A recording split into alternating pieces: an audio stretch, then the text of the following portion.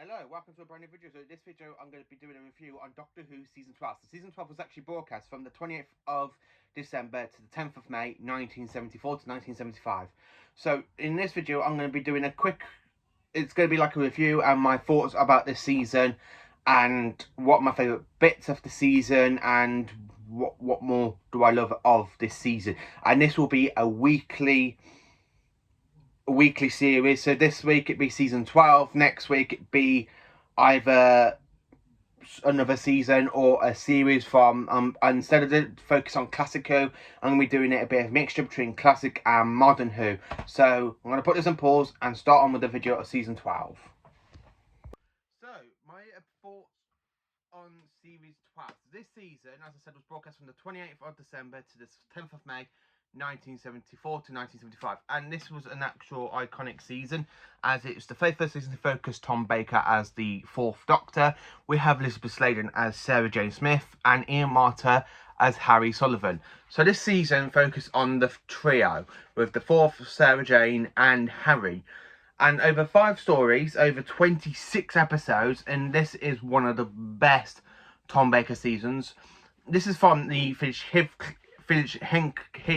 Hinchcliffe, something like that era. I have trouble saying it.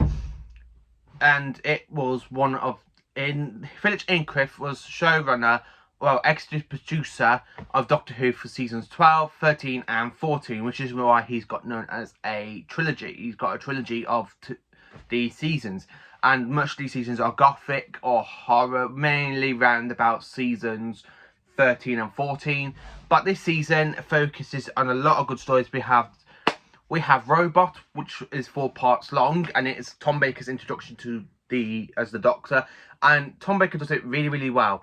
And of course in this you've got Nicholas Courtney, aka the Brigadier, John Leeson as Sergeant Benton in this story as well, and it's a proper unit story. You can actually tell it was written for John Pertwee's Doctor, but it is a good story. It really is a good story. Robot is a genuinely fantastic story, and there's not really much I can actually say about this one because I love the regeneration, like how it continues on from Planet of the Spiders, and again with the big giant robot, aka K1, as you can see in the picture there. It's such a fantastic season and a fantastic story.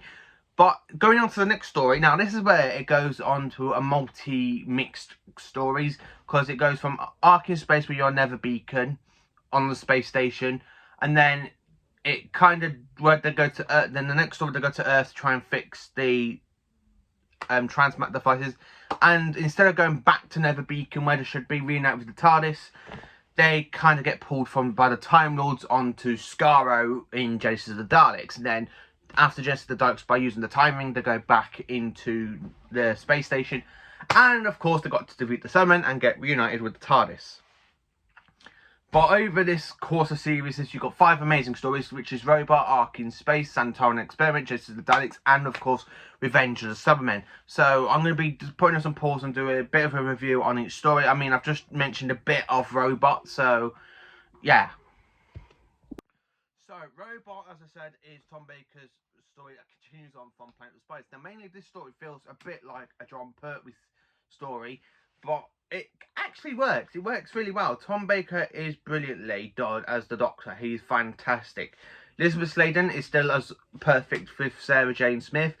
Harry Sullivan as, Ian Marter as Harry Sullivan is actually a good introduction. He's a brand new in this season. He's only a one-time companion and is absolutely pretty awesome. I actually have to say, I do like Harry's character, and it's just a fantastic season all the way through. But the main focus of the story, you got Think Tank, you got Professor Kittlewell, and of course you got the K1 robot, and the Doctor, and Think Tank is using K1 robot to kill humans, and it does kill its own creator, and it goes on a rampage, and then it kind of grows into a taller version of itself because of the dematerer gun. And of course, you've got Tom Baker driving Bessie. Now, that is a good story. Anything with Bessie, the third Doctor's car, is an absolutely iconic thing, because Bessie was iconic for the Pertwee era. So to see Tom Baker driving it does look a bit weird and funny, But it's still the Doctor, and Bessie's still the Doctor's car as well. We do see the return of Bessie in season 26 as well. Seth McCoy driving her. But it's just such an iconic story, and it's just superb all the way through. I do love Robot. So, Ark in Space. What can I say about the Ark in Space? It's a very good based on the sea story featuring a new alien race called the Riven. And I would actually like to see these return. I mean, come on, a big giant maggot covered in bubble wrap, and you've got it moving along the corridors of the space station. It's just such a fantastic scene. It really is just such a fantastic scene. I do love that bit, even though you can tell it's literally bubble wrap painted green. And of course, with the bubble wrap on the hand, when the Warren maggot literally touches the leader, Nida, something like that. And of course, Sarah Jane Smith gets caught in the machine and makes her go to sleep, and then they have to try and wake her up from before she sleeps for 1,000 years. Of course, this is Harry Sullivan's first trip in the TARDIS, and he, in this episode 1, is a kind of bit out of whack as a companion. He literally doesn't believe the Doctor the TARDIS is a time machine or travels in time. But then it just gets into the actual plot of the Wirrens, and I love the actual Wirren CGI like effects where you see them coming across space to the Nerva station. It's just such a fantastic scene, and I love the separation of the station's thing, and he literally uses it to destroy all the Wirrens and himself. It's just such a fantastic story. It really is. It's a bit creepy, and it is a good creepy story. It really is a good creepy story. So before you ask what are the Wirrens are these creatures, as you can see what I'm pointing to, which are giant, kind of giant insects, and it's still a pretty good story. It's actually a good base on the sea story. I actually do have a lot of appreciation for the Ark in Space. It is just a fantastic story. So the next story of the season is the Santaran Experiment, and Santaran Experiment, this one, I have to say, is the weakest of the story out of the season. It is the weakest story, but it's only 2 parts long, and it features the return of the Santarans. Now, the Santarans were introduced in the season before with in the very first story known as the Time Warrior. And this one, instead of having, we got a new Santaran named Steyr. And of course, in this story, Tom Baker breaks his collarbone. So half of the fighting sequence in episode 2, it's not actually Tom, it's a stunt double dressed like Tom. And what can I say about the story? It's actually quite a good one. I love this. I do actually love the chemical. Like in this, you see the relationship between the Doctor and Sarah evolve a lot more than you do in the previous 2 stories, and it's just such a fan. You can tell them to do appreciate each other a lot more. But with Harry, it's still quite clear he is literally just there for the ride.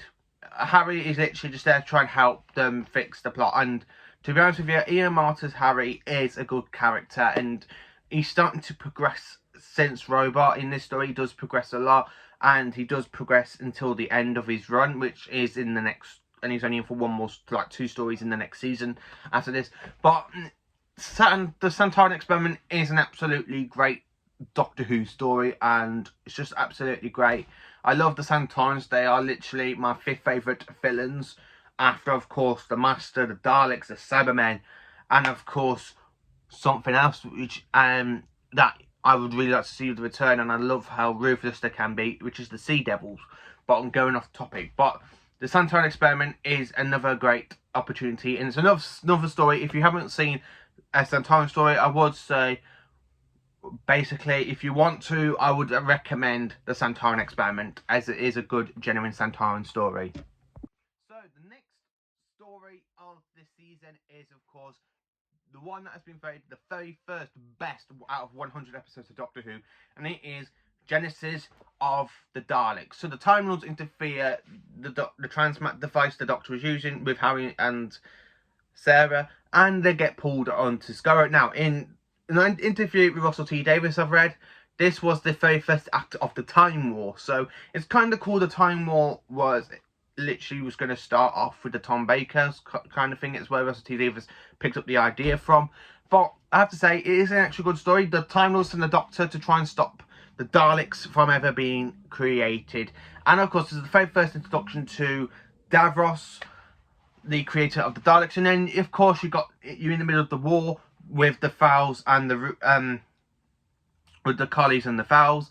And of course, we have a new race called the Mutants in this as well, because of the unigenic war that's happening on Skaro. It's just such a fantastic story, especially with the creation of the Daleks, and of course with the Daleks turning on Davros. Now this story is 6 parts long, and it is voted as Doctor Who's best ever episode, and I absolutely agree with it. I really do agree with it. It is just such a fantastic Dalek story.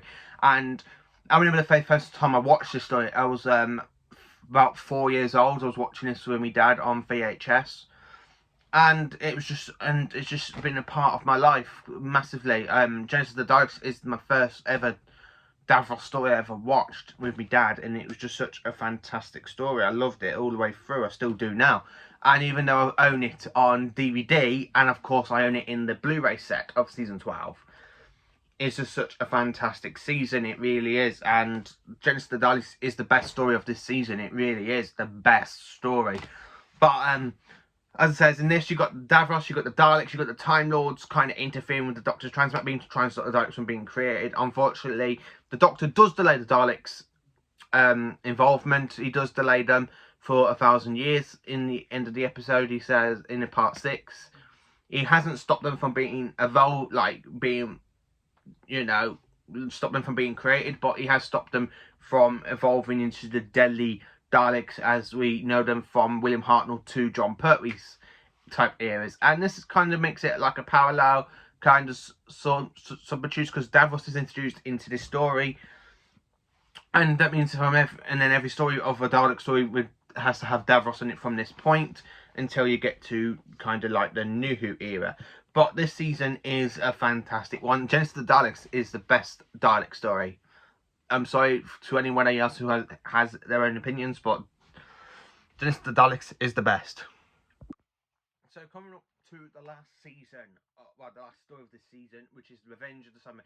Now, the Cybermen returned to the series after after being last seen in 1968 in the 8-part story, The Invasion with Patrick Troughton, and that was the last ever appearance.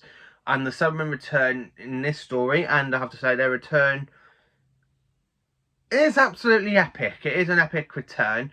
Unfortunately, I do wish the Cybermen kind of appeared in the John Pertwee era, but what can I say? This is the only story of the Tom Baker era that has the Cybermen, and it's good. So the Cybermen want to destroy the planet Foga, which is the planet of gold, to try, as in this, we are at this point in the series, we are somewhere just after the cyber war between Earth and the Cybermen.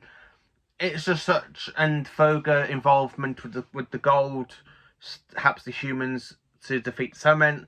It is a good story. I would like to see more of this cyber war. We have pinched with it in New Who with Nightmare and Silver, and of course Associate of the Cybermen.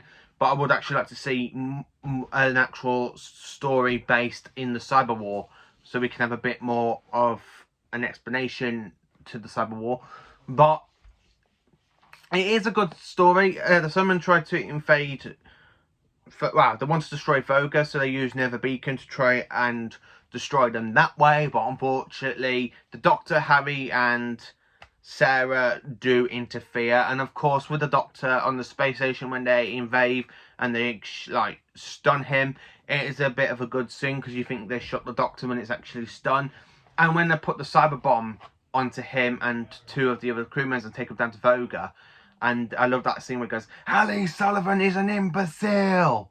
It's just such a fantastic 4-part story of the Cybermen and the Cybermen return.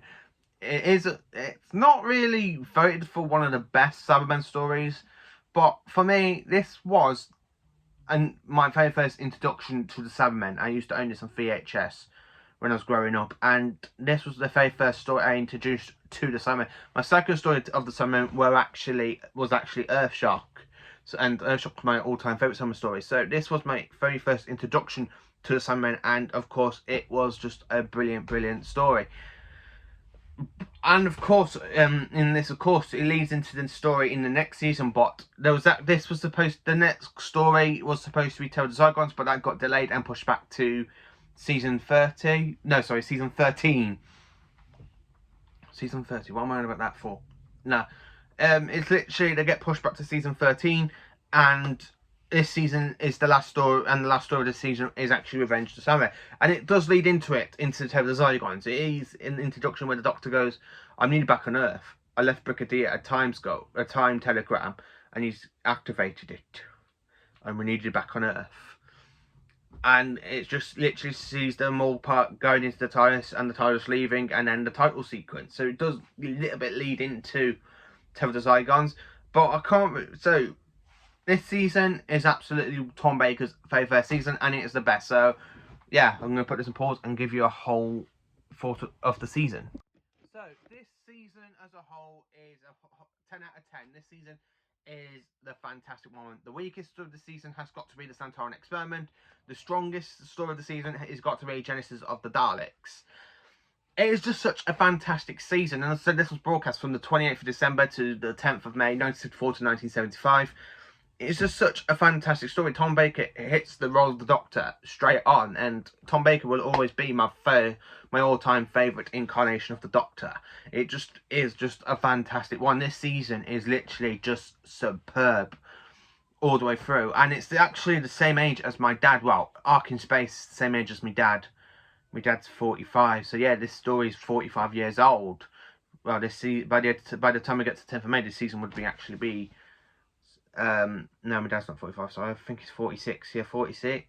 Yeah, we just got into the 40th era of the Keeper of Traken. So, yeah, something like that. So, anyway, I'm sorry, I'm rambling on there. But, this season is literally Tom Baker's first ever season as the Doctor, and it's just fantastic all the way through. And I can't really find a fault with this season, apart from saying the weakest story in this season has got to be the Santaran Experiment. The strongest story, as I said, is Genesis of the Daleks, because Genesis of the Daleks, you can't put a foot wrong with that story. And I do own some of these stories on DVD as well. I own Robots, Santaran Experiment, Genesis of the Daleks, and of course Revenge of the Samurai on DVD, as well as I own them on the Blu-ray.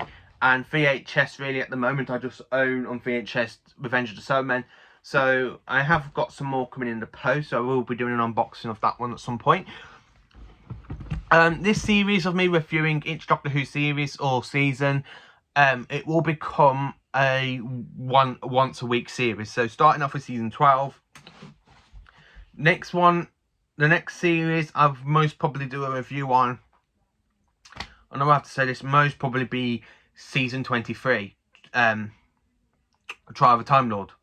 That's most probably the next one. I'm going to do this in random order. So instead of me just doing it in Doctor order, so starting off with Tom, then go to Peter, I'm actually just doing this randomly because Tom's got 7 seasons. And I am going to add a bit of New Who into this as well. Or I am going to actually add the modern series into this little series as well. So I'll be reviewing all the series and giving my point. So this season is a 10 out of 10. How do I rank? For me to rank these, I have to say Robot is a 7 out of 10. Ark in Space, 10 out of 10. Santaran Experiment, 5 out of 10. Genesis of the Daleks, 10 out of 10. And then, of course, for 6 out of 10 for Revenge of the Samurai. This season is Tom Baker's first season. It's not his best season, because his best season is coming up at some point. My all-time favourite.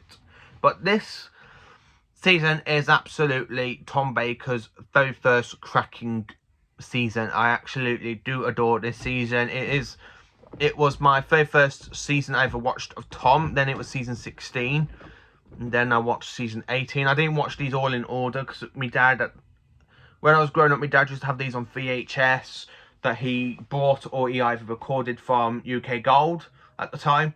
So I do remember watching mixed Doctors. I didn't watch these as a whole season until I bought the DVDs, and then I sold the DVDs for the Blu-ray sets, and now I'm rebuying the DVDs and of course the VHSs, because it doesn't hurt having your Doctor Who collection expand over to video, DVD, Blu-ray, and of course the Target novel books. And I do have 3 of these stories on Target novels.